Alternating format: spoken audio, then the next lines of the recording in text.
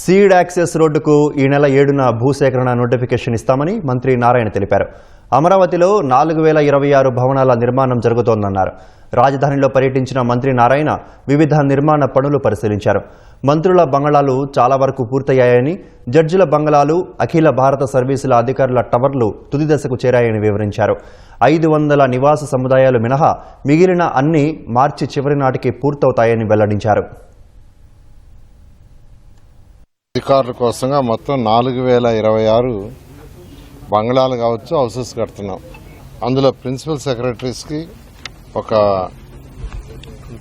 25, సెక్రటరీస్కి ఒక 90, మినిస్టర్స్కి ఒక 35, జడ్జిస్కి ఒక 36, 186 బంగ్లాలు ఇండివిజువల్ హౌసెస్. అదేవిధంగా గ్రూప్ డి ఆఫీసర్స్ 6 టవర్స్ 720 మంది కడుతున్నాం. మొత్తం ఏదైతే ఇండివిజువల్ హౌసెస్ బంగ్లాలు కాకుండా 3840 అపార్ట్మెంట్ మోడల్లో హౌసెస్ కడుతున్నాం. సో బంగ్లాలు తర్వాత అపార్ట్మెంట్ మోడల్ కట్టే హౌస్ అన్నీ తీసుకుంటే 4026. ఇవన్నీ కూడా ఎంతో వేగవంతంగా జరుగుతున్నాయి.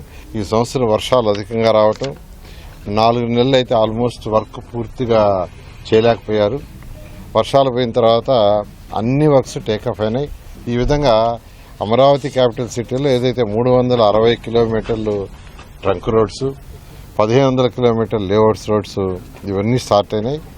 వాటితోటే ఈ హౌసెస్ కూడా వేగవంతంగా ఇక్కడ కావాల్సిన మౌలిక వసతులు, road, drains, water, electrical work కూడా స్టార్ట్ చేశారు.